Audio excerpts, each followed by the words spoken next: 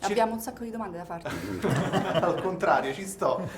Circa 15 anni fa avete riscritto, rivoluzionato gli schemi del cinema italiano, oggi rivoluzionate e rompete gli schemi degli algoritmi. Come ci siete riusciti? No, intanto no, era più della televisione 15 anni fa, del cinema Sì. poi, perché poi abbiamo anche parlato di cinema e comunque dietro le quinte.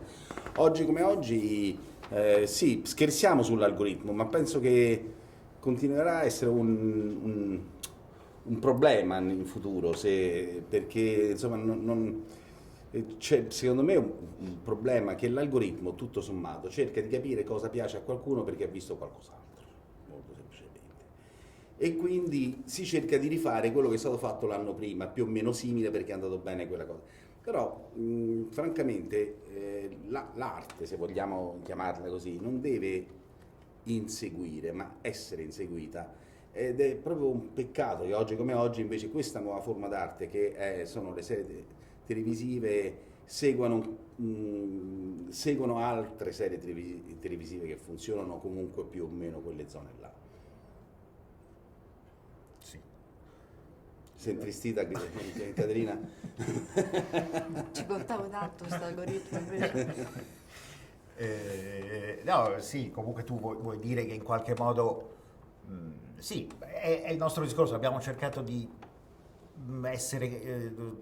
di avere un obiettivo polemico molto preciso allora, cioè un certo modo di fare male, adesso c'è invece un modo di fare, il rischio è un altro, c'è il rischio di fare non male ma di plastica, cioè che tutto sembra fatto con lo stampino, che tutto dà un po' quell'emozione e crea quel senso di abisso quando noi apriamo le piattaforme, di solito si aprono tutte quelle finestrelle e abbiamo la vaga sensazione che siano tutti uguali questi prodotti, cioè che non ce n'è nessuno che ci attira in modo particolare. E poi ogni anno in effetti gli unici prodotti che ricordiamo e vediamo tutti sono quelli che rompono i codici e innovano realmente. Noi non cercavamo addirittura di metterci proprio in questa cosa, noi dovevamo solo replicare, insomma, continuare la battaglia in qualche modo, continuando a dire,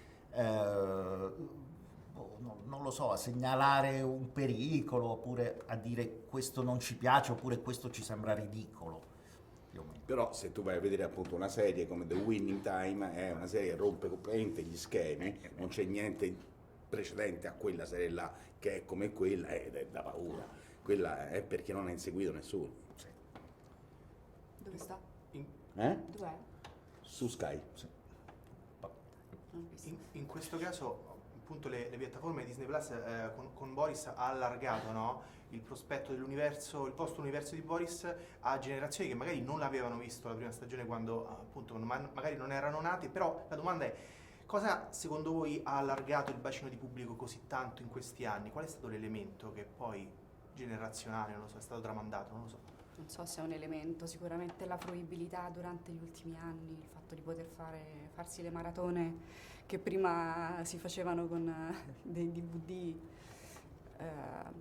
masterizzati o insomma in altri modi, adesso è stato tutto più facile e quindi ci sono nuove generazioni che hanno scoperto, che hanno sentito parlare di Boris e che l'hanno scoperta come se fosse nuova di zecca e il fatto che resti attuale perché parla di dinamiche interpersonali e sociali che non sono stagionate, non sono vecchie, malgrado si sia parlato della televisione com'era 10 anni fa, ancora oggi sta tutto perfettamente in piedi, questo la rende anche una serie plausibilmente di oggi, anche se a noi forse sembra.